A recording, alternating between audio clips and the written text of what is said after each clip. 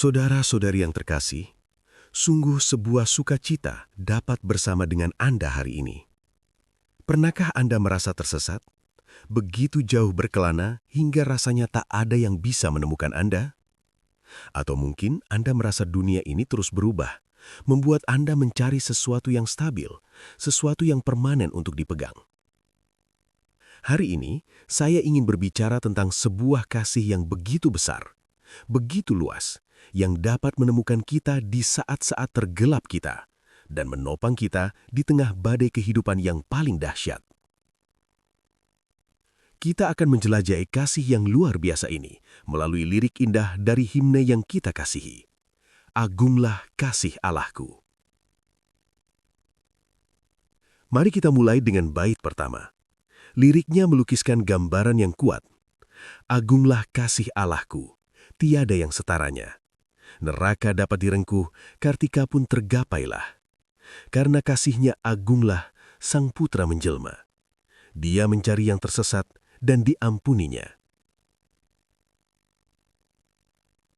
Ini berbicara tentang kasih yang tidak mengenal batas. Kasih yang tidak gentar menghadapi kekacauan kita, kesalahan kita, atau seberapa jauh kita telah menyimpang. Ini mengingatkan saya pada kisah yang Yesus ceritakan dalam Lukas pasal 15, perumpamaan tentang domba yang hilang. Seorang gembala memiliki 100 ekor domba, dan salah satunya tersesat. Apa yang ia lakukan?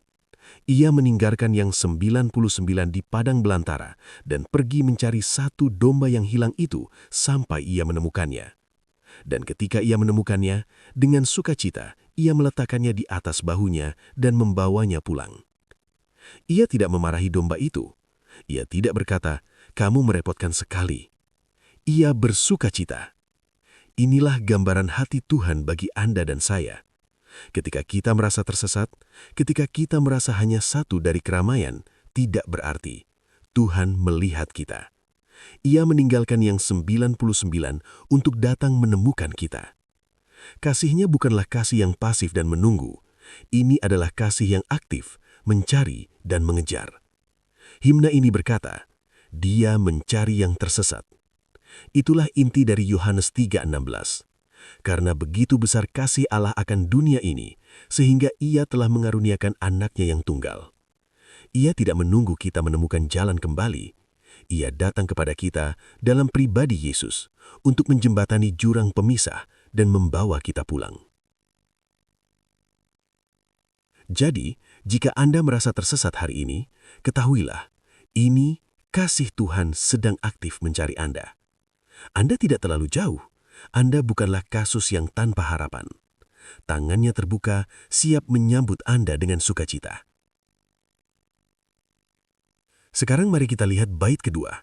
Dikatakan, "Apabila zaman berhenti dan tahta dunia pun lebur, meskipun orang yang keji telah menjauh dan takabur, namun kasihnya tetaplah teguh dan mulia.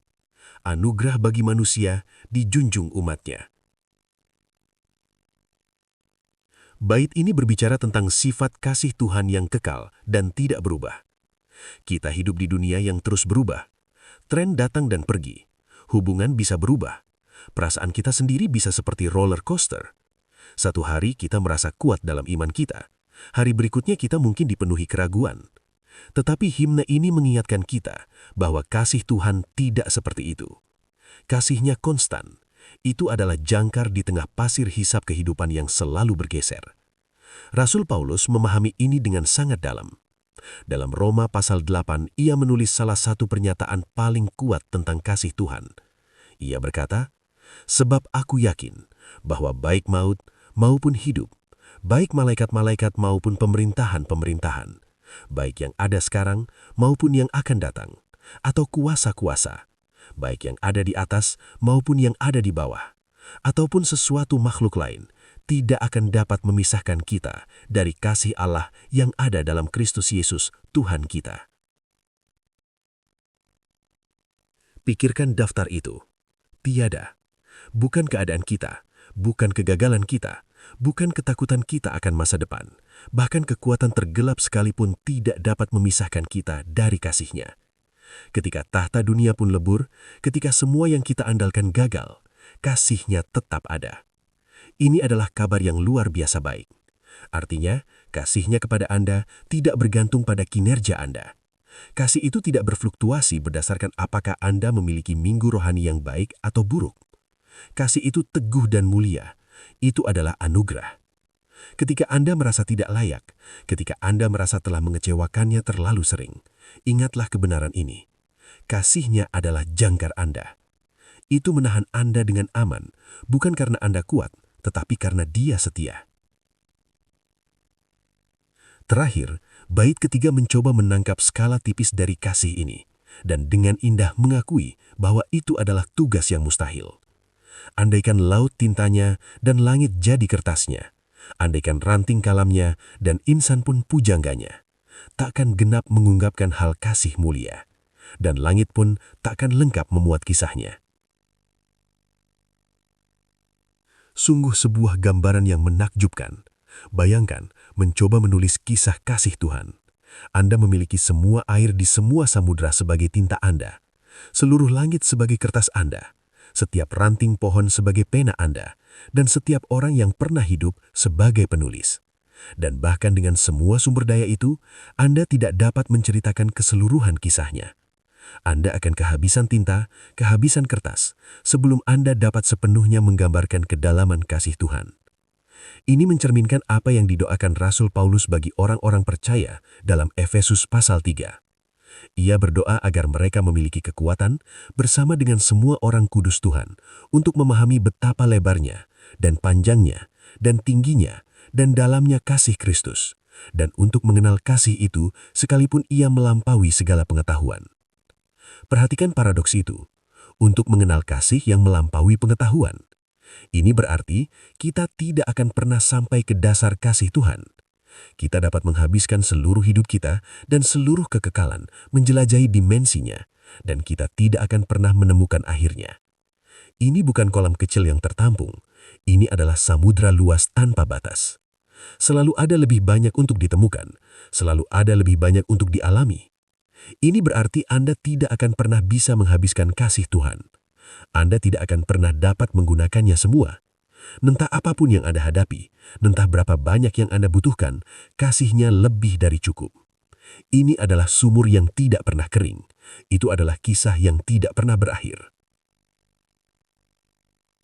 Jadi, apa yang kita lakukan dengan kasih yang begitu besar, begitu tak berubah, begitu tak terbatas? Satu-satunya respons adalah menerimanya. Berhenti mencoba untuk mendapatkannya, berhenti lari darinya, dan hiduplah di dalamnya. Kasih Tuhan bukanlah hanya ide yang baik atau konsep teologis. Itu adalah kenyataan untuk dialami setiap hari. Itulah kasih yang menemukan Anda saat Anda tersesat. Itulah kasih yang menopang Anda saat dunia bergoncang.